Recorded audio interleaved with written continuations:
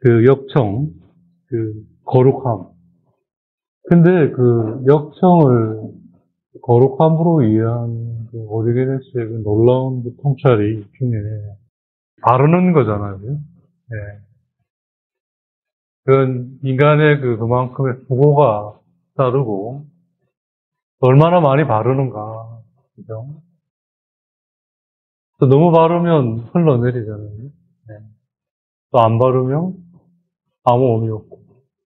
참 적당하게 발라야 되지 않습니까? 이걸 통해서 그 하느님의 사랑은 그러니까 뭐 나무 사과나무 밑에 잎을 벌리고 있으면 사과가 떨어지는 그런 형식이 아니라 앞당들어죠. 향해 가야 하는 거죠. 그런 성격의 것이 내가 뻗어야 하는 그 유명한 그 미켈란젤로의 그 편지 창조 그림처럼 그래서 하느님은 우리에게 오시는 거예요. 그리고 우리는 그 오시는 분이 응답하고 서로가 뻗어가는 거죠. 서로를 향해 그 땅, 앞땅들어 하면 뭘 향해 그걸 바르는 거로 하느님이 세우신 것을 그 위에 이제 바르는 거예요. 거룩함이라고 하는. 교회 그 건축가이신, 즉 그리스도께서는 인간의 눈에 당신을 믿는 이들이, 즉 하느님을 닮은 인간들이 겉으로만 어록 것처럼 그렇게 있고, 내적으로는 죽은 이들의 무덤처럼 그렇게 있기를 원치 않으셨다는 거죠. 그래서 내적으로는 죽은 이들의 무덤과 같은, 죽어 있는 거거든요. 죽어 있는데, 그걸 아름답게 포장한 거잖아요. 무덤이라고 하는. 그래서 정말 포장하는 거. 그게 정말 어떤, 뇌의 아주 중요한 표징 중에 하나인 것 같아요. 포장하는. 그 포장하는 거에는 변명하는 거, 합리화하는 거, 서로를 속이는 거, 자기 기만.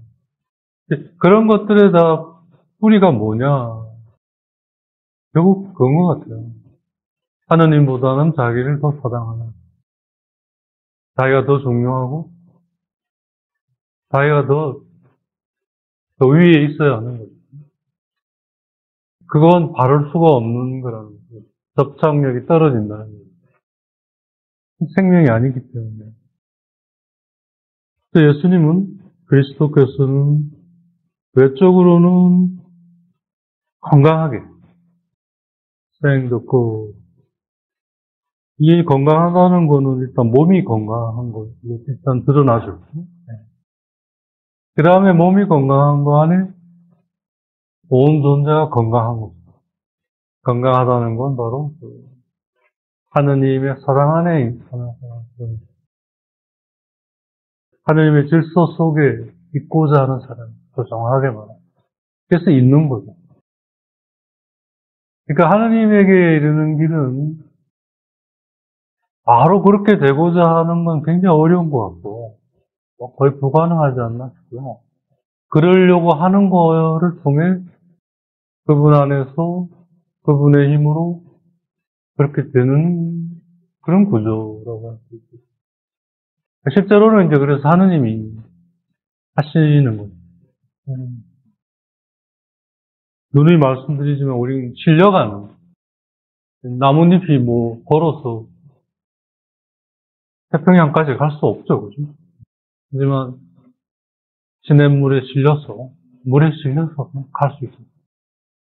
깃털이 이제 대륙을 건널 수는 없지만 서로 바람에 실려서만 갈 수 있는 그런 거죠. 네. 그리고 내적으로는 비유를 듣고 마음의 순결함. 그러니까 순결함이란 뭐냐? 마음이라고 하는 건 이제 하느님과 인간의 만나는 제1선이죠. 그죠? 제 전선이죠. 하느님을 닮은 것이 마음이잖아요. 영. 닮은 것과 닮은 것은 서로 만나잖아요. 그러니까 통교가 되는 거잖아요. 그러니까 마음이 맨 먼저 하느님을 감지하는 거예요. 근데 그게 순결해야 하는 거예요. 순결. 그러니까 순결하다는 게 뭐냐? 그러니까 하느님으로만 가득 차 있고자 하는 거예요. 내가 없는, 내가 없다는 건 이제 나의 존재가 없다기보단 나의 어떤 계획이나 나의 뜻이라든지 모든 나의 것이 없다는 것은 다르게 얘기하면 하느님께 다 그걸 드려서 하느님의 것에 내가 다 동의하고 그래서 동화되고자 하기 때문에 없어지는 거잖아요. 그러니까 불교하고 우리하고 좀 다른 게 비우는 그 내용이 과정과 내용이 불교는 진짜 막 퍼내서 없애는 것 같아요. 없어질 때까지 퍼내는 것 같아요. 그런 방식이라면 진짜 뭐 그야말로 무념무상. 우리는 그게 아니라 우리의 이것을 하느님에게 동화시키는 거예요. 맞추는 거예요. 그걸 알아가면서 그걸 그러니까 봉헌하는 거잖아요. 봉헌해서 동화시킨다는 말이 아시밀레잖아요. 아시밀리티우드. 시밀리티우드 하면 비슷함을 말하잖아요. 방향이 있어요. 근데 그 비슷함에 대한 방향이. 어디를 향한 비슷함. 이게 하느님을 향한 비슷함. 같은 것보다 조금 차이가 있어요. 비슷함을 통해 우리는 같음으로 나아가는 거죠. 이걸 통하지 않고서는 여기로 못 나아가는 거예요. 과정이. 그러니까 마치 이제 이게 이스라엘 백성이 탈출해서 맞닥뜨린 홍해 바다와 같은 거죠. 이 영역. 이 영역은 오로지 믿음으로만 갈 수 있는, 통과할 수 있는 그런 영역인 거죠. 어떤 능력이나 재주나 어떤 계획이나 뭐 책략이나 뭐 전술 전략 이런 것이 통하지 않는 영역. 나의 뜻을 하느님께 봉헌해서 그분의 뜻이 내 뜻이 되는 그래서 내가 없어지는 그런 형식이죠. 우리가. 그게 순결함. 그래서 성모님이 순결한 모우다. 어머니다. 성모님은 하느님의 뜻에 당신의 뜻을 드렸잖아요. 당신 뜻대로 하시라고. 뜻이 없는 게 아니라 하느님의 뜻이 있는 거거든요. 그런 겁니다. 순결함. 그게 바로 거룩함. 그러니까 순결함과 거룩함은 같은 선상이에요. 순결함이라는 게 어떤 그 거룩함의 어떤 디스포지션, 자세라고 할 수 있겠어요. 거룩함이란 그런 자세가 가져오는 능력, 베리티, 결실, 이런 거라 하죠. 그것만이 영원하고, 그것만이 하느님과 함께 할 수 있는 유일한 것이다. 나머지는 다 그걸 위해 존재할 뿐인 거죠. 그걸 위해 필요할 때 나타나고, 필요 없으면 숨어 있고, 사라지고,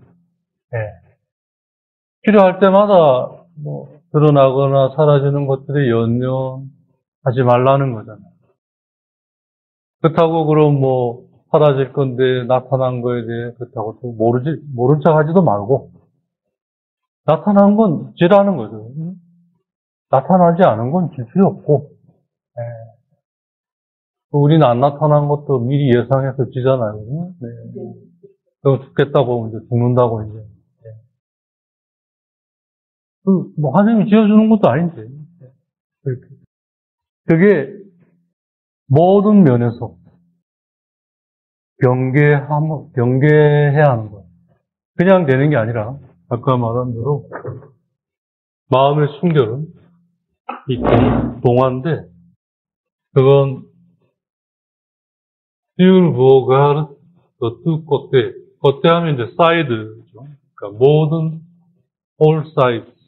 모든 면에서, 모든 측면에서 경계, 가드죠. 경계. 위에 마음의 순결함이 있다. 그냥 되는 게 아니라 모든 면에서 그걸 위해 경계해야 하는. 프루던트 해야죠. 그죠? 분별을 해야 하는. 그래서 그 지혜가 그 마스터를 통해 분별하게 해주잖아요.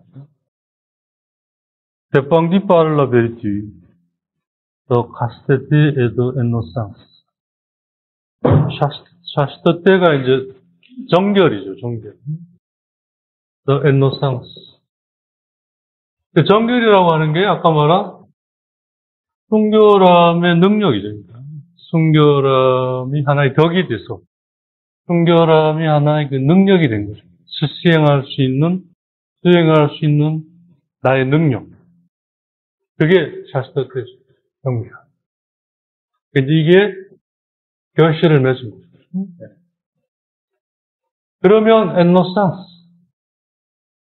이 엔노상스란 무죄함을 말하는데 어떤 의미에서의 무죄함이냐면 죄를 짓지 않는다는 의미에서의 무죄함이 아니라 죄에서 자유로워진다는 의미에서의 무죄함. 우리가 이렇게 죄를 짓지 않으려고 이 악마가 잘 쓰는 유혹이죠. 하느님은 우리가 죄를 지어도 두시죠. 그걸 통해 더 당신께 다가갈 수 있다는 것을 당신 아시기 때문에 필요하면 죄도 두셔요. 네. 중요한 건 죄라는 걸 알아차리는 거예요. 그래서 내가 죄를 지었구나. 10개를 가야겠다. 네. 그런 의미의 엔노상스죠. 그게 죄로부터 자유로워지는 거예요. 죄를 짓지 않아서 죄로부터 자유로워지는 게 아니라 죄를 통해 하느님을 닮아가는 놀라운 역사를 접시는 그런 의미의 엔노상. 그게 바로 이제 정결함이에요. 그러한 것이 나 안에 능력이 되어야 돼요. 베르투. 베르투라는 이 덕이라는 것이 그걸 실행할 수 있는 능력을 말하는 거거든요. 덕이라고 하는. 그건 지속적인 훈련을 통해 그냥 계속 반복해서 수행함으로써 형성되는 거예요. 아리스토텔레스의 니코마코스 윤리학인가, 그 핵심이 그거거든요. 계속 하면 되게 돼 있다. 인간의 경험이 그걸 발견한 거죠. 그래서 사실 하나님이 우리에게 주신 거예요.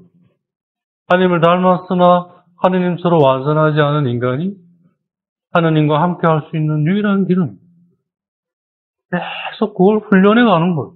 반복해서. 계속 반복해 간다는 거예요. 훈련이라는 말을 풀면 반복해 가는 거예요. 레페티션. 또 하고, 또 하고, 또 하고, 또 하고, 또 하고, 또 하고, 또 하고, 또 하고, 계속, 예. 오늘도 하고, 내일도 하고, 모레도 하고, 계속.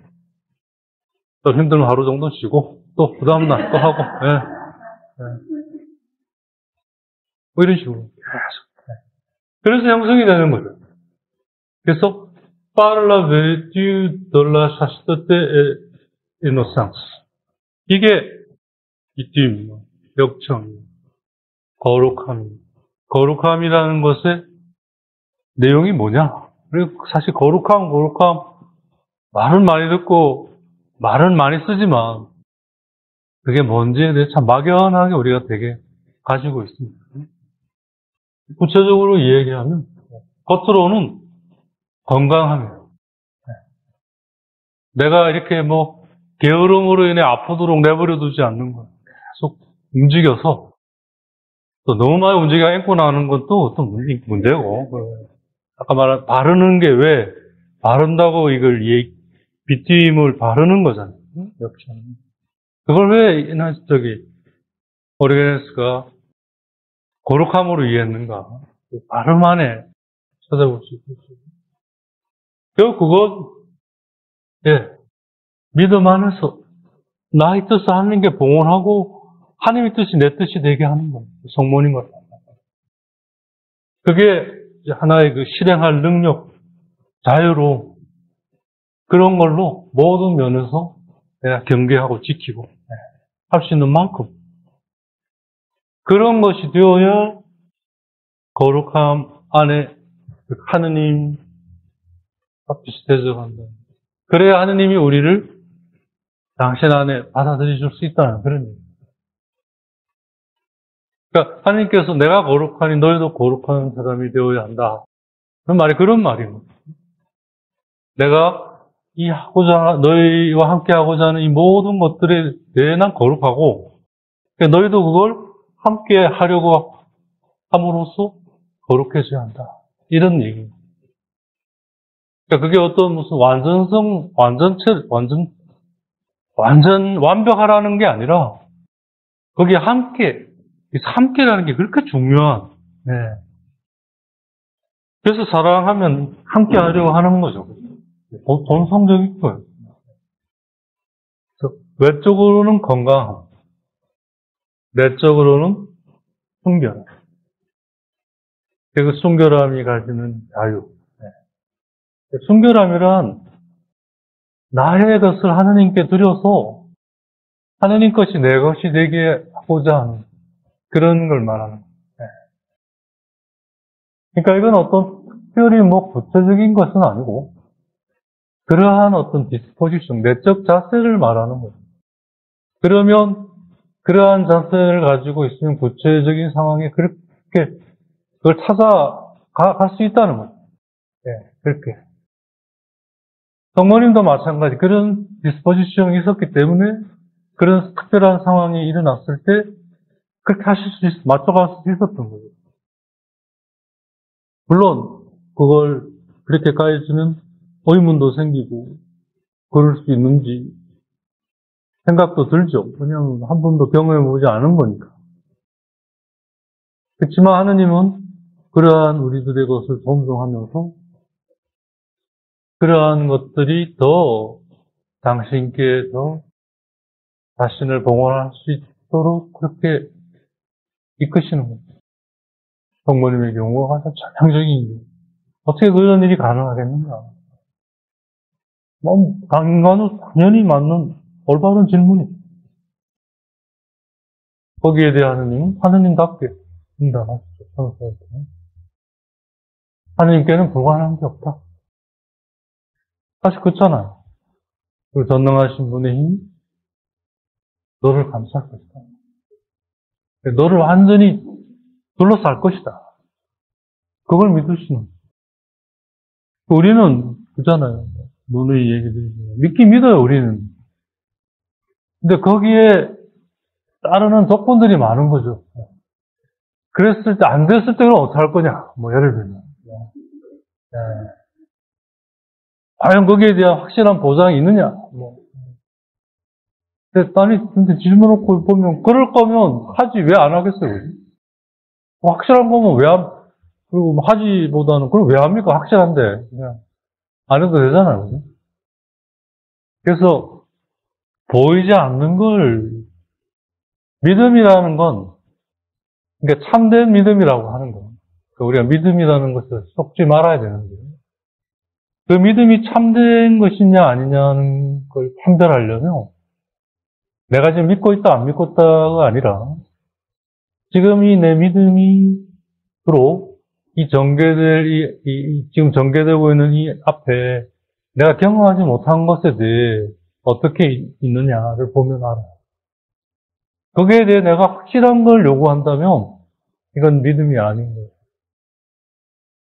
보이지 않지만 그걸 믿는 거죠. 왜냐하면 이 진행되어 온 과정에 소위 논리가 있잖아요. 진행 논리가. 이 질서기 때문에. 이 영적인 상황, 사정이 허무맹랑하거나 이게 붕 뜨거나 막연한 건 사실 아니거든요. 정말 촘촘하게 진행되는 어떤 논리거든요. 필서기 때문에. 그게 훈련된 사람은 보이지 않지만 이건 이렇게 되게 돼 있는 거죠. 벼를 심었어요. 그러면 그게 벼로 나올 거 아니에요, 그죠? 벼를 심었는데, 이게 보리가 나왔다. 내가 잘못 심은 거, 이게 뭐 다른 거 아니에요? 이상하다, 이런 거 없어요, 거기서. 이상하다. 내가 벼를 심었는데 보리가 나왔지. 바보예요. 뭐 이상해. 자기가 잘못 심은 거예요, 그죠? 그잖아요, 복음에. 희한하다. 저 좋은 나무인데 왜 나쁜 열매가 열렸지? 희한하다니까요. 나쁜 나무니까 나쁜 열매가 열린 거예요. 이상하네. 어떻게 저 나쁜 나무에 좋은 열매가 열리냐? 이상하네요. 내가 잘못 본 거예요. 이제 그걸 대면하고 인정할 줄 알아야죠. 그게 고백이잖아요. 내가 죄를 지었습니다. 내가 하늘과 아버지께 죄를 지었습니다. 그 말이 갖고 있는 내용이 그거예요. 대면하는 거죠. 그렇구나. 내가 잘못 봤구나. 그리고 내가 보이는 걸 바라고 있었구나. 인정하는 거죠. 하느님 안에서 우리가 굉장히 여유가 많아요. 나는 온유하다. 그랬잖아요. 나는 온유하니 나에게 와서. 그런 말이죠. 뭐 그냥 바늘구멍 하나 안 들어갈 만큼 그러시지 않다는 거야. 충분히 우리가 숨쉬고 살아갈 여유가 있는 거죠. 네, 이걸 통해 우리가 좀 더 역청이라는 걸 통해 거룩함에 대한 걸 조금 더 이렇게 구체화할 수 있었던 것 같아요. 이거 바른다는 아주 기가 막힌 얼마나 그 말씀을 품고 살았겠어요, 그죠? 그러니까 이런 통찰이 인사이트라고 하잖아요, 그죠? 내적 통찰이 밖은 걱정할 거 없어요. 하느님이 바르셨으니까. 우리는 안 해. 그게 우리에게는 일단 육구로는 건강하려고 해야 하고 내적으로는 순결함, 정결과 무죄함, 자유. 그러니까 죄가 없다라는 말의 뜻은 죄로 자유로워졌다. 그걸 말하는 게 무죄함. 그러니까 죄를 짓지 않아야겠다라는 것은 틀린 건 아니지만 소극적인 거죠. 정말 소극적인 거죠. 하느님이 주신 거를 1%도 사용 못할 수도 있는 정도로 적극적으로 갈. 예. 예, 그 다음에 이제, 방주의 이제 크기에 대한, 방주의 모습에 이제, 우선 이제 길이, 그리고 넓이, 높이, 그 부분에 대한 얘기를 좀 합니다.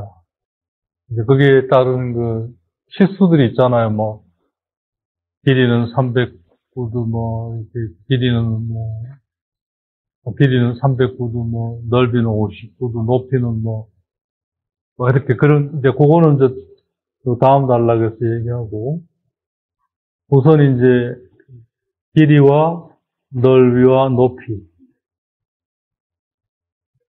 그건 하느님의 신비에 대한 어떤 차원이라는 거죠. 높이는 높이대로의 신비의 차원을 가지고 있고, 넓이는 넓이대로의 그 신비의 차원을 가지고 있고, 또 길이는 길이, 넓이, 높이 다 신비의 차원을 얘기하는 거라는 거죠.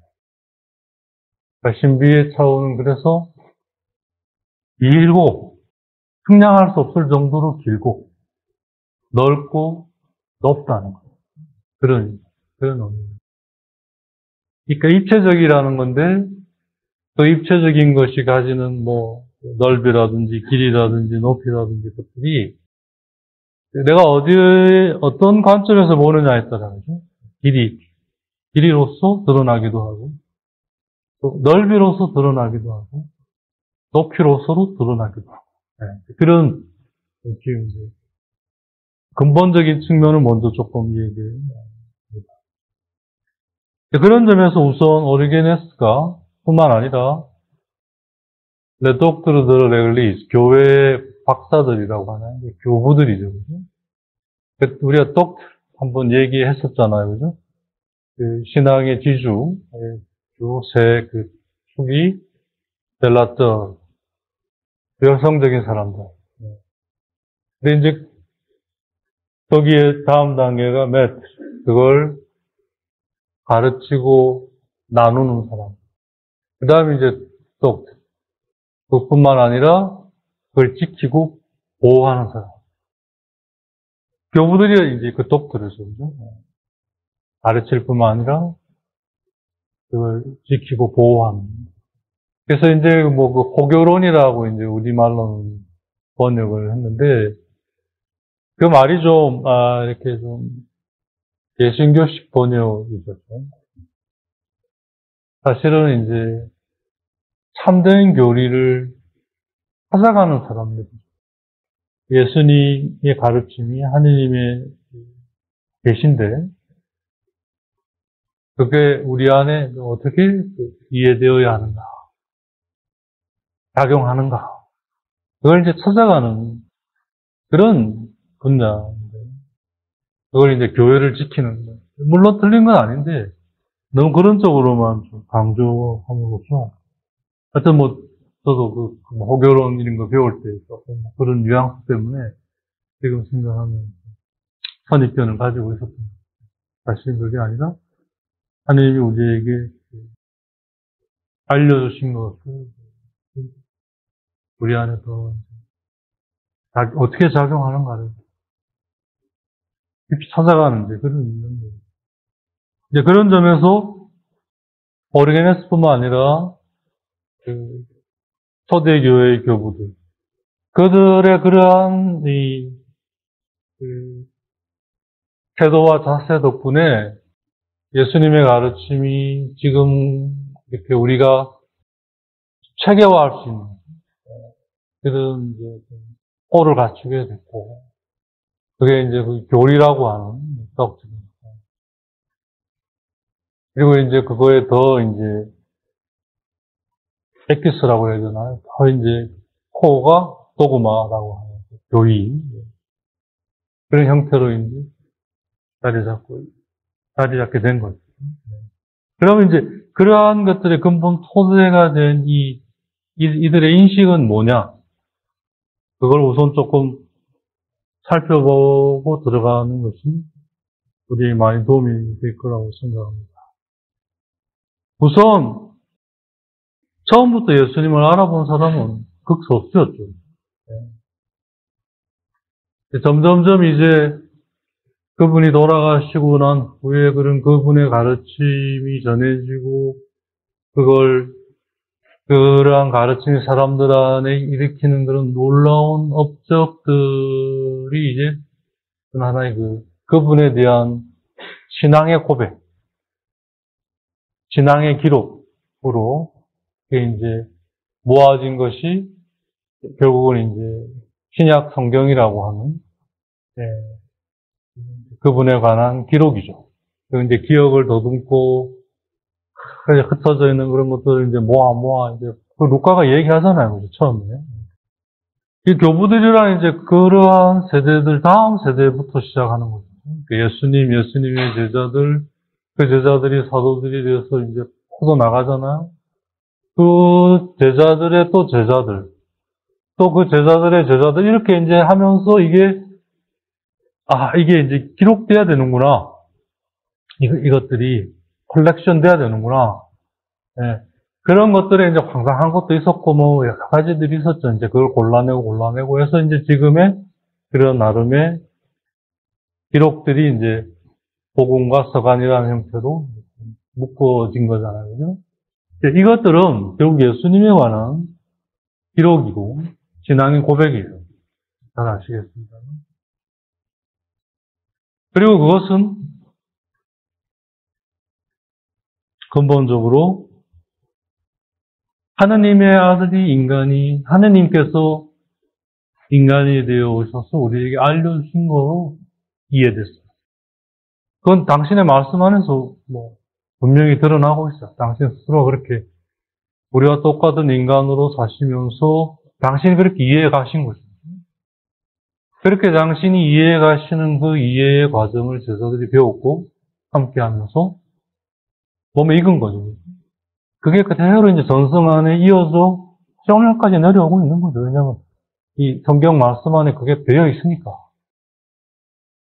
기도란 우선적으로 그러한 대적 태도를 이 기도라는 걸 통해 1차적으로 배워가는 데 있다고 보는 거거든요. 그게 이제 성인 안수에 유명한 영적 훈련이라는 이제 그 개념으로 자리 잡습니다. 그래서 이 기록들은 이전의 기록, 즉 구약의 기록을 바탕으로 해서 완성된 형태다.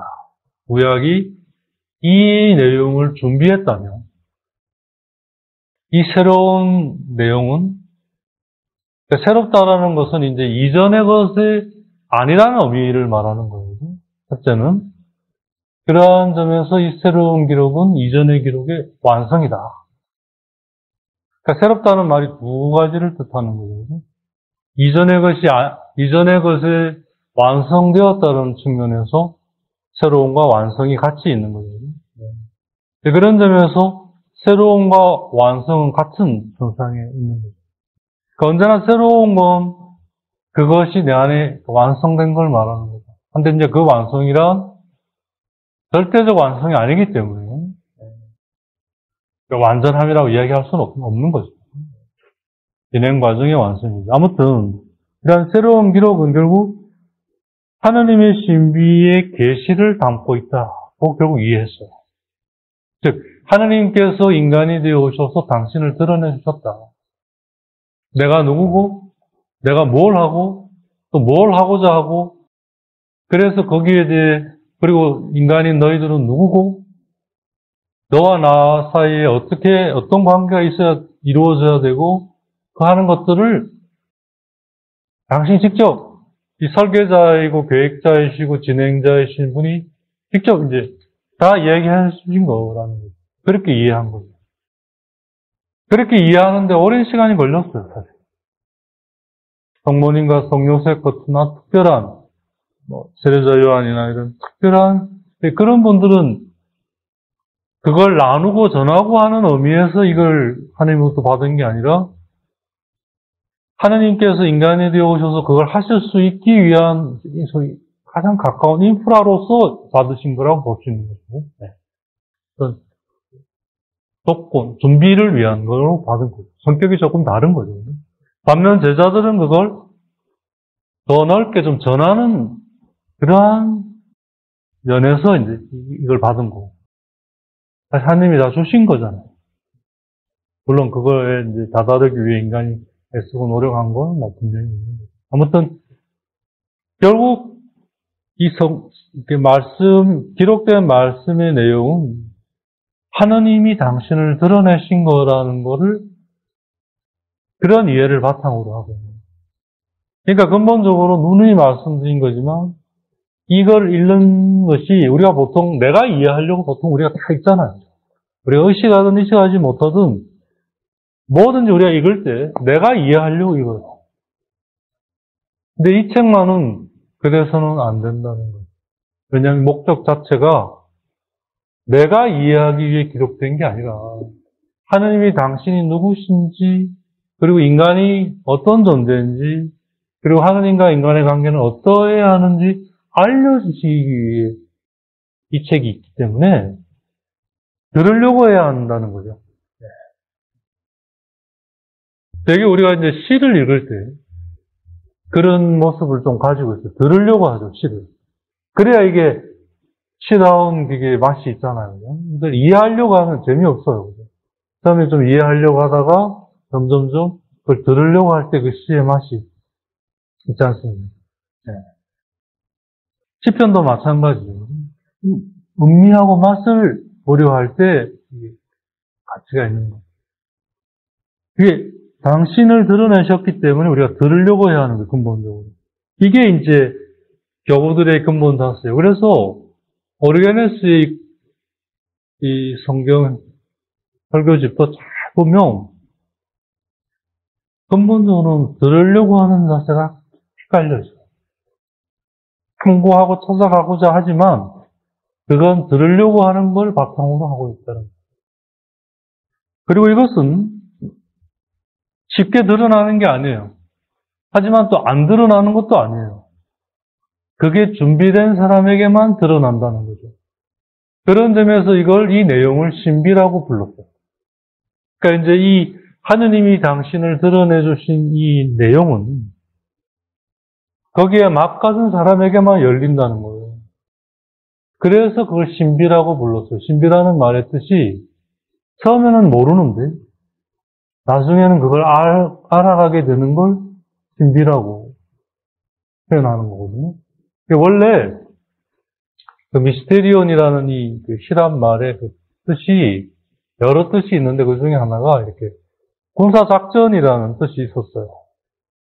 지금 전쟁해가 지금 난리 버거진데 여기서 막 적군이 쳐들어오는데 장군이 병사들 모아놓고 저 지금 자들이 오제? 그러니까 우리가 여기서 이렇게 해가지고 네가 여기 서고 네가 저 서고 이래가 그러다 보면 벌써 가들이 와서 우리를 차지해버리는 거예요. 그러니까 이 처음에 말할 줄 시간도 없고 뭐 일단 해. 그 이제 군대에 가서 맨 먼저 배우는 게 그거예요. 일단 하는 걸 배워요. 얘 하면 벌써 이게 뭔가 묵직한 게 날라와서 이 둔탁한 이 충격과 함께 이러면 안 되는구나. 그래서 본능적으로 깨닫게 하는 이 군대의 방식. 근데 이제 나중에 끝나고 나서 우리 위대한 장군이 이래서 이래 그래 했구나. 역시 뭐 졌으면 할 수 없는 거지만 이겼을 때 이해가 되는 거죠. 그죠? 내가 그때 그러한 거를 미스테리온이라고 이제 히랍 사람들이 이해했어요.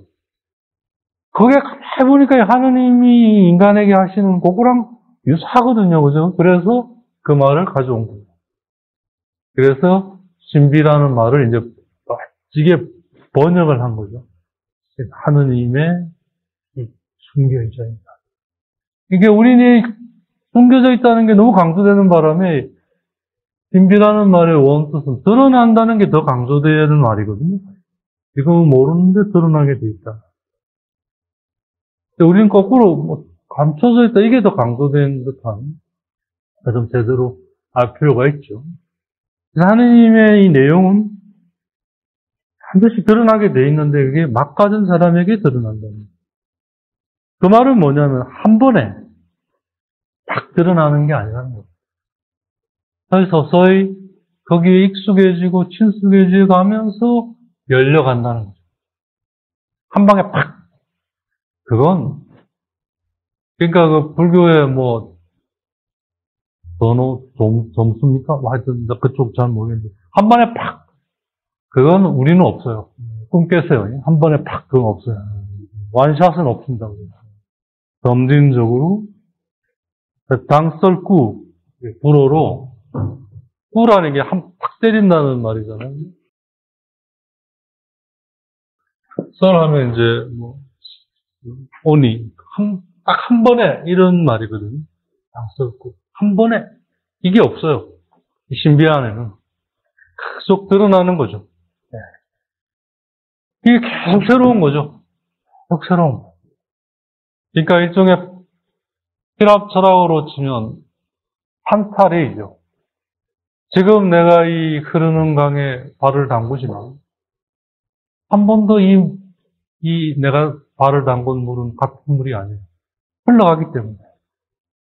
금방 나를 건드린 물은 지나가고 새로운 물이 나를 건드리고 또 그 물은 또 지나가고 또 새로운 물이 이런 거죠. 근데 그게 충실히 믿는 사람에게 열려요. 내가 이해하고 알고 내 머리 좋으니까 내가 금방 알아들어. 그래가 열리는 게 아니라는 거죠. 이 영역. 그래서 보면 그죠, 예수님 당시에 똑똑한 사람도 없었겠어요. 그죠? 근데 못 알아보는 거잖아요. 니코데모도 그죠? 한 소리 듣잖아. 그래 유명한 선생이라며. 근데 또 못 알아듣고 엄마 뱃속에 다시 들어가야 되냐고 이런 질문을 해서 뭐냐 너 도대체 이제 예수님이 점잖게 한 소리 꾹 찌르잖아요. 못 알아가요. 풍요롭게 그 준비를 가지고 있는 거예요. 다양한 형태로. 그러니까 이 완성된 형태인 이 복음을 굉장히 풍요롭게 해주는 거죠, 구약이. 그래서 예수님도 보면 그 구약, 예수님의 말씀은 다 지금 구약의 말씀이 율법서, 여호서, 시편의 말씀이에요. 근데 그거의 본질을 얘기하는 거예요. 다른 게 아니라. 그래서 완성인 거죠. 이거를 그러니까 이게 감춰져 있고 전체로 다 퍼져 있기 때문에 이걸 다시 모아야 하는 겁니다. 그래서 아까 말한 거 뻗는다는, 하느님께로 뻗어간다는 것이 찾아가는 거고 모아가는 거. 그래서 그 혼인잔치 입고 갈 예복이라는 게 예복을 짜는 거죠, 그죠? 위빙이라고. 하나 이렇게 어렸을 때 그 어머니가 이렇게 뜨개질 하는 것처럼 그냥 되는 게 아니잖아요. 하나 이 손을 해야 되잖아요. 그런 점에서 우린 날로 먹으려는 게 너무 몸에 뱄어요. 날로 먹겠다는 게 그냥 보여, 막 그냥 이렇게 안 되는 거죠. 왜 그러냐면, 왜 숨겨져 있고 모든 것에 퍼져 있냐면, 이 자체가 거의 인피니티, 무한성의 것이기 때문에 그래요. 유한한 것이, 그러니까 하느님이니까 무한하잖아요. 그렇기 때문에 우리에게 그렇게 여겨지는 거죠. 하느님은 뭐 일부러 감춰놓고 찾아봐라, 뭐, 이런 게 아닌 거예요. 하느님이 그런 분이, 진줄 알았더니 저도 아니더라고요, 이게. 날 잡아라, 뭐 이런 분이 아니고, 무한하시니까 우리 눈에는 처음에는 안 보이는 거죠. 그러니까. 그러다 조금씩 보이니까, 감춰 계신가? 그게 아닌 거예요. 그 어디에나 있고. 그게 인간 역사와 그 역사가 가지고 있는 상징. 여기서 말하는 상징은 내용을 포함하는 상징. 그러니까 역사, 히스토아, 실제적으로. 그리고 거기에 대한 내용이 있다는 얘기입니다. 그게 이제 리사의 그레고리오의 그 유명한 모세의 생애가 그 대표적인 책이죠. 모세에 대한 얘기를 한 파트는 히스토리아, 역사적인 측면에서 얘기를 하는 거예요. 그걸 신적인 관점에서 테오리아, 또 얘기를 해요. 두 파트로 나눠져 있어요. 같은 사건을 하나는 스토리아로, 하나는 테오리아로. 네. 그래서 이 하느님의 무한성이 역사와 그 역사의 내용은 벌써 심볼이거든요. 상징이에요. 언제나 없는 것. 즉, 스토리아와 테오리아로 구성되어 있기 때문에 무한성.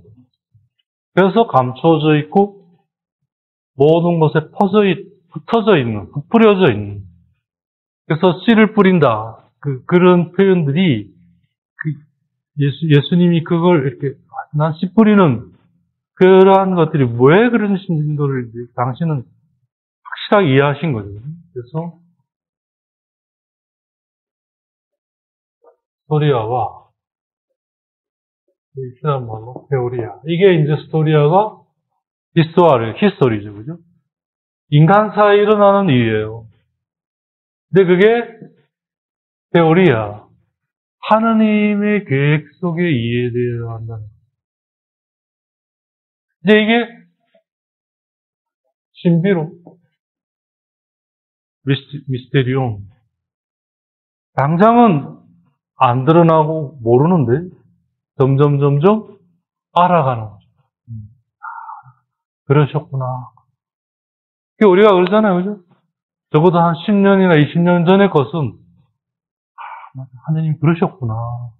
그래서 이렇게 그때 그러한 상태에 이르면 그때 제대로 못했던 것도 다 제대로 된 거로 같이 딱 돼버려요.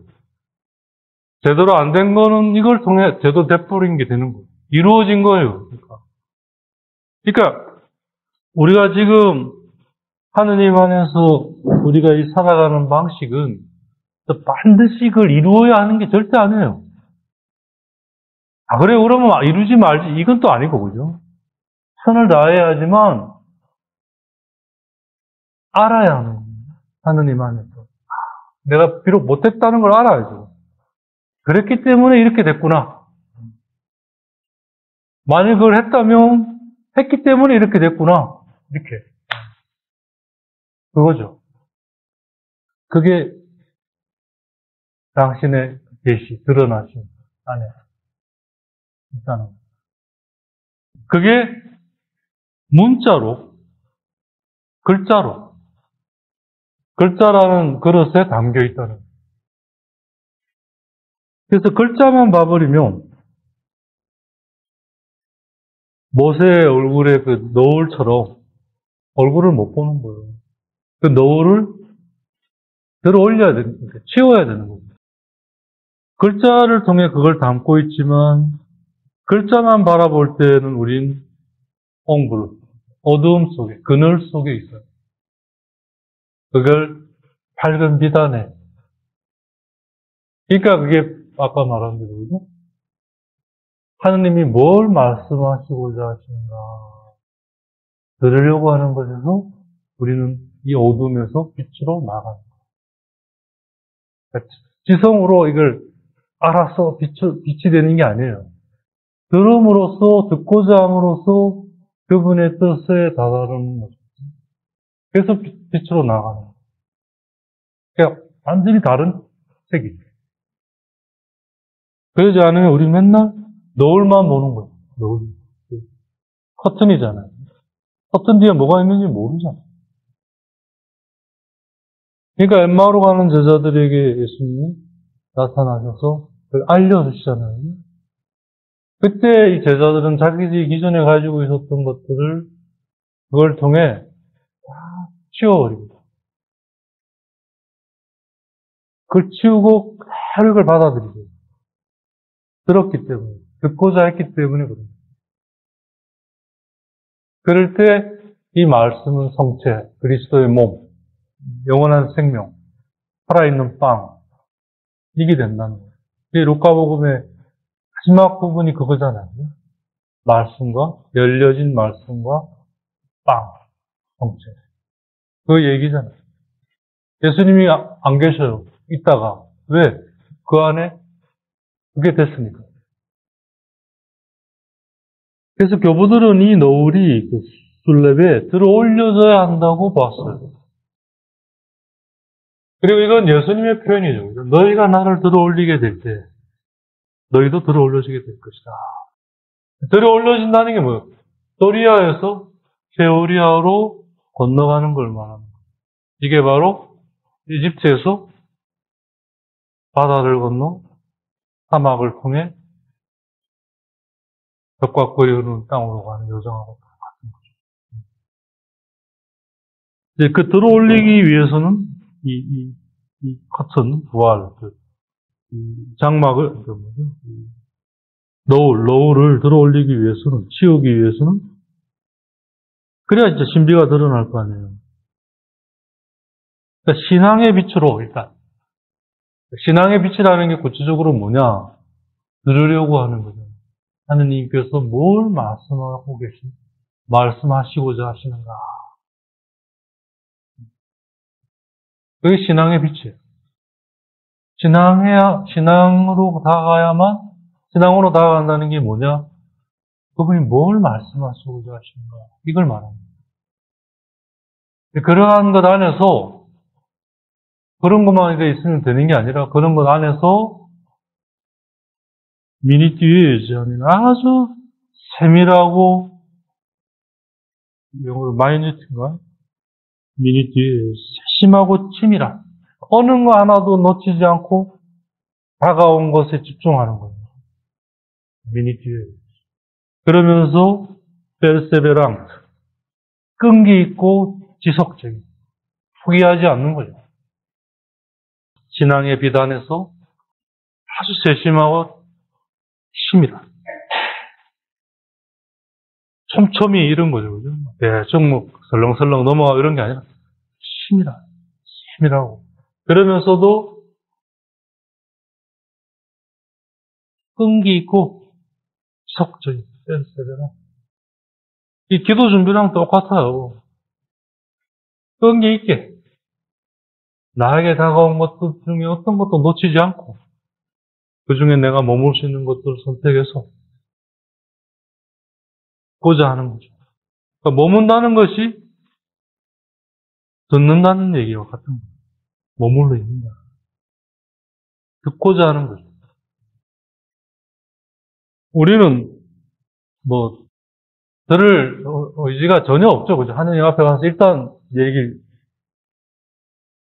처음에 정중하게 아이고 나의 하느님 이래 시작하다가 당신이 말이지 뭡니까 이제부터 해가 따지고 이제 그래가 이제 공갈 협박 앞으로 이러면 재미없습니다. 이제 이래 끝나는 거잖아요.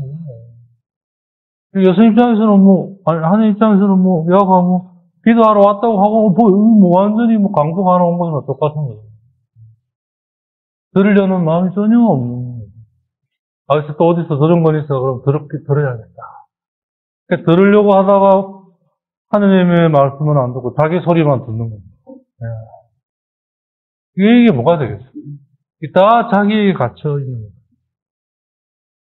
신앙의 빛이 없기 때문에 신앙의 빛 안에서 척적이고도 끈기 있고 그래서 치밀하고 세밀한 그러한 접근, 머문.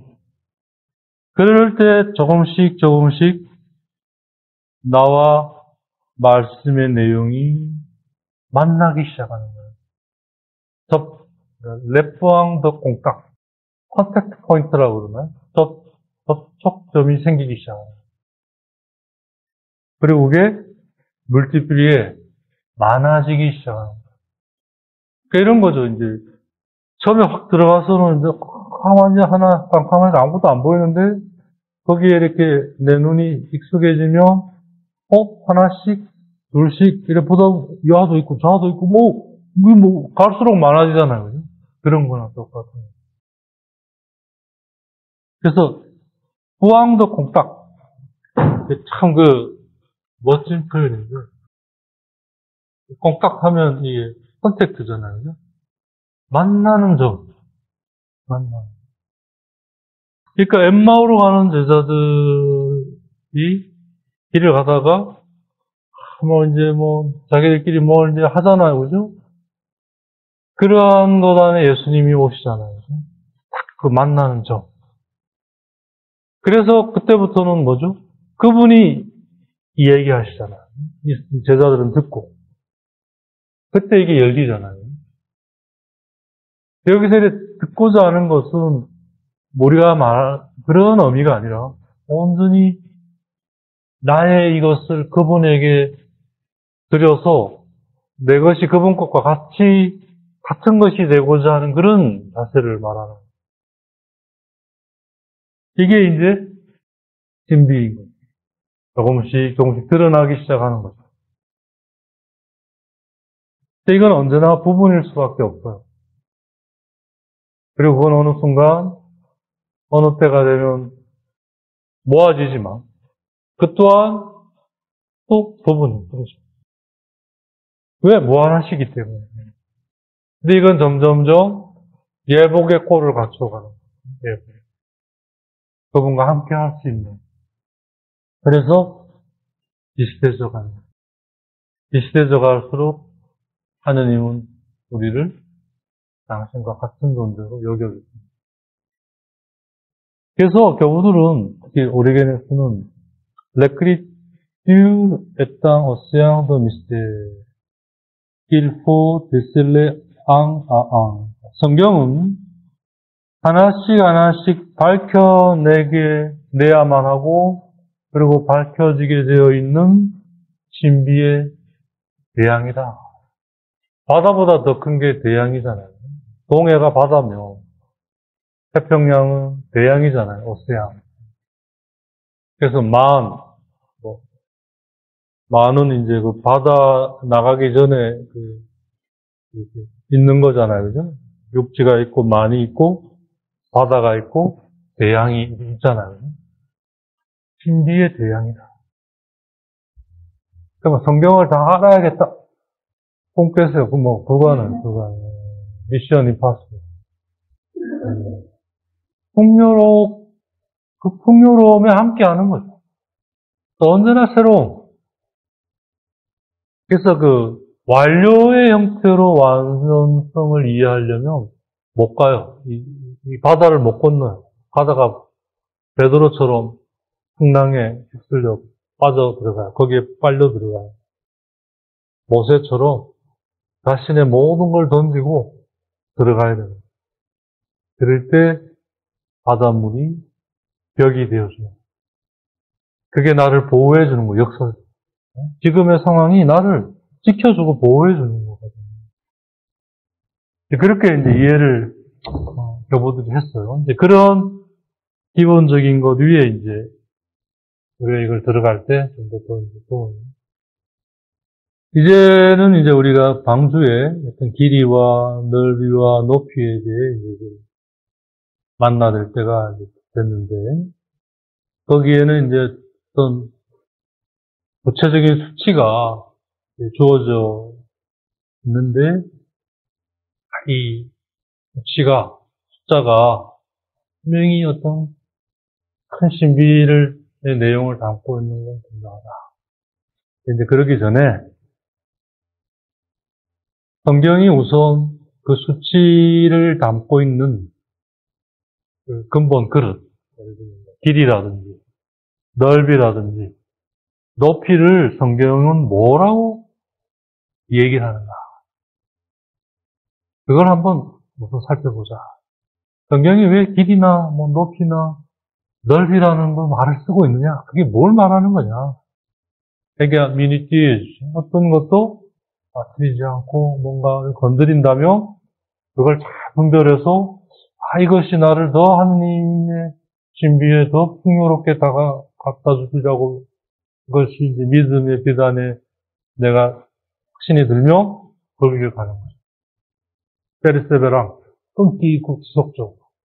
이게 해보니까 여부들이 성경 말씀을 진리의 근본으로 여기고 다가갈 이 방식이 많이 보니까 바로 기도의 방식이었어요. 사실은. 해보니까. 그게 어떤 수도원 전승 안에 스며들면서 기도라는 형태로 된 거죠. 네. 그게 이제 결국 이제 묵상을 통해 관상에 이르는 과정인 거죠. 묵상이라는 게 엄밀한 의미에서 준비고, 관상은 그 준비가 점점점 깊어져서 거기에 푹 잠겨드는 거죠. 그게 관상이에요. 어렵게 생각 하나 없더라고. 어떤 말씀을 읽고, 그 읽으면서 이제 말씀을 들으려고 하는 거잖아요. 뭘 말씀하고 계시는가, 말씀이. 그걸 계속 이제 그런 자세로 내가 있을 때 그 말씀이 내 안에 일으키는 것들이 분명히 있거든요. 그러면 이제 그거에 집중해야 돼.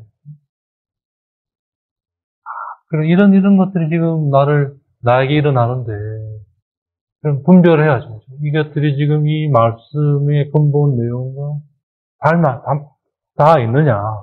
왜냐하면 나를 건드려진 게 내 것일 수도 있으니까. 그래서 이제 이 말씀의 기본 내용, 근본 내용이 기준이 되어야죠. 그것과 맞닿고, 그러면서 그 말씀이 좀 더 새롭게 나에게 뭔가를 일으킨다면 그 분명히 내가 더 있어야 될 자리인 거죠. 그 가운데 그럼 어떤 것이 더 그런 것들을 담고 있을까? 신앙의 비단에서 찾아야죠. 그래서 거기에 머물러 있다 보면 조금씩 그게 내 안에서 나를 이끌고 열어가는 걸 느껴요. 그럼 또 거기에 또 가고, 그게 따르고, 또 그러면 또 그게 따르고, 이렇게 이제 깊어져 가다 보면 어느새 거기에 잠겨있게 되는 거죠. 그게 관상인 거죠. 그런 측면에서 그렇게 나를 이끌어간 은비들이 묵상이라고 이해하면 크게 틀리지 않아요. 근데 이제 이게 한 번에 되질 않더라니까요. 훈련이 돼야 돼요. 익숙해져야 돼요. 다시 말해서, 내리띄우가 돼야 돼요. 근데 이제 그게 습관이 돼야죠. 내 안에 이제 몸 익어야 돼요. 그럼 우선 성경이 말하는 길이나 넓이나 높이가 뭔지를 한번 살펴보자. 이게 성경 말씀은 성경 말씀으로 이해되어야 한다. 이렇게 그 원칙에서 주로 사도 바울로, 그 다음에 이제 그 전에 예수님의 말씀, 이런 게 중요한 기준들이 되는 거예요.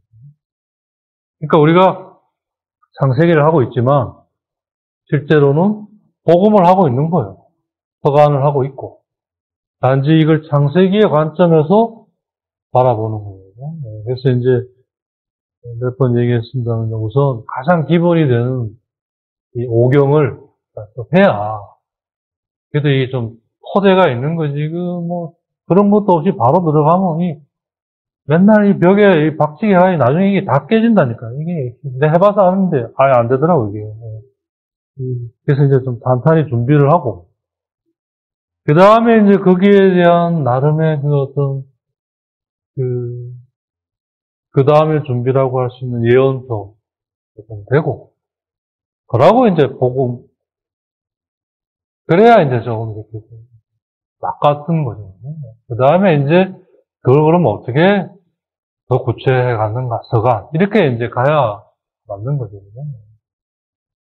그래서 다른 방법이 없고, 아까 거룩함의 외적인 모습이 뭐죠? 건강함이에요, 건강함. 네, 건강함. 근데 맨날 아파. 이러면 나 거룩한 사람 아니에요, 솔직히. 어디가 거룩하다 이야기하지 마요. 몸만 또 이 건강한 것도 거룩함이 아니잖아요, 그죠? 내적으로는 순결함과 자유로움. 네, 그래서 사도 바울의 말씀, 이 십자가의 신비에 관한 그 말씀 안에서 우리가 길이와 넓이와 높이에 대한 것을 찾을 수 있다. 이게 유명한 얘기잖아요. 여러분들이 십자가의 그 신비가 가져다주는 하나님의 사랑의 그 길이와 넓이와 높이와 하나 더 얘기하죠. 프로퐁드, 깊이. 그게 이제 에페소서 3장 18절. 잠시 조금 살펴봅니다.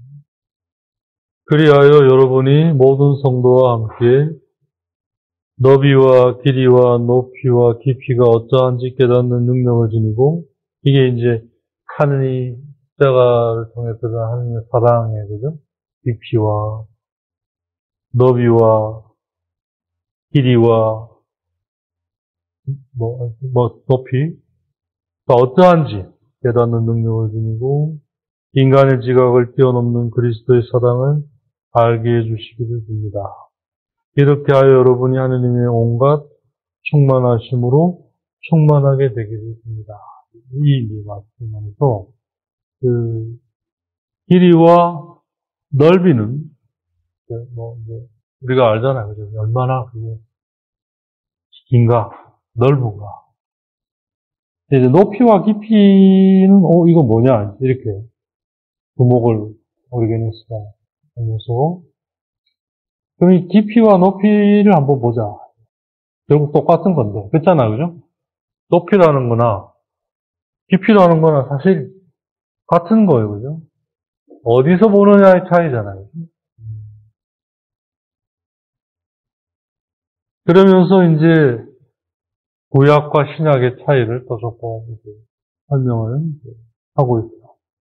그러면서 왜 방주에 있어서는 깊이를 얘기를 하지 않고 높이를 얘기하는가 그런 얘기까지 하고자 하고 있습니다. 깊이와 높이는 사실 결국 같은 건데 어떤 점에서 조금 차이가 있느냐면 높이 안에서는 이 공간이 아래에서부터 위로 이렇게 측정된 걸로 나타납니다. 높이 하면 아래에서 이렇게 이걸 높이잖아요. 이러면서 깊이 이건 좀 아니잖아요. 네. 아래에서 이렇게 높다 이렇게 가잖아요. 즉 높이는 아래에서 위로 방향이 반면에 깊이는 위에서 밑으로. 와, 깊다. 그러나, 그죠? 보고, 와, 높다. 아, 좀 이상하나요, 그죠? 와, 깊다. 이래 맞지. 와, 높다. 이러면 시인이거나 아니면 조금 이상한 애거나 둘 중에 하나. 바로 그런 것처럼 하느님의 성령께서는 높이라고 하는 건 구약을 말하죠. 방주. 모세를 통해서 그리고 깊이는 사도 바울을 통해서 뭔가 하느님에 관한 위대한 신비를 알아듣게 지금 이끄신다고 우리가 이해해야 된다는 거죠. 바울의 경우는 위에서 아래로로서 그리스도의 강성의 신비를 전하고자 하는데, 그러니까 위에서 아래로 깊이 그리스도께서 높은 곳에서 인간이 사는 낮은 곳으로 내려오셨다. 그래서 깊이. 반면 모세의 경우도 구약은 다 이제 특히 모세 오경이라고 옛날에 붙였잖아요. 모세의 경우는 반대로 그리스도께서 아래에서부터 위에 천상의 영역으로 옮겨놓은 사람들, 그들의 어떤 복구, 러타블리스마, 그러니까 리스테빌리시, 다시 채운다. 이런 회복. 예. 그러니까 방주라고 하는 것이 이제 결국 죄로부터 다시 정화를 거쳐 다시 세우는 거잖아요. 즉, 그들을 세상의 어떤 파멸과 파괴에서 홍수의 어떤 대홍수의 어떤 정화, 한편으로는 죽음이지만 그게 또한 새 생명을 잉태하는 거잖아요. 그러한 것으로서 세상의 파멸과 파괴에서 그들을 벗어나도록 낮은 곳에서 높은 곳으로 그리스도께서 옮겨놓은 이들의 회복을 이 높이가 얘기하고 있다는 거예요. 그래서 아래에서 위로. 그래서 방주에서는 깊이를 이야기하지 않고 방주의 길이, 넓이, 높이를 수치를 얘기했지 깊이를 얘기하지 않았다는 거예요. 그건 아직 일어나지 않았기 때문에. 근데 이제 바울에 와서는 길이, 넓이, 높이, 그리고 깊이까지. 그러니까 완성이죠. 완전한 형태죠. 그리고 그건 이제 더 이상 수치가 필요 없어요. 완성이기 때문에. 하지만 방주에 있어서는 완성이 아니라 준비이기 때문에 수치가 필요한 거예요. 제한이 따르는 거예요. 그래서 바울 사도가 수치를 얘기하지 않은 것과 방주에서 그 수치를 이야기한 것이 다 성령께서 저자들을 통해 이끄신 뜻이라는 겁니다. 이게 그럴듯하죠. 끼워 맞추는 느낌도 좀 들지만 그걸 통해 우리가 이 드러나는 신비의 새로운 면들이 드러나는 거예요. 이게 영성인 거죠. 그러니까 믿음의 눈으로 말씀에 머물러 하다 보면 뭐 이제 튀어나오는 거잖아요. 네. 그런 이미지라고 할 수 있겠습니다.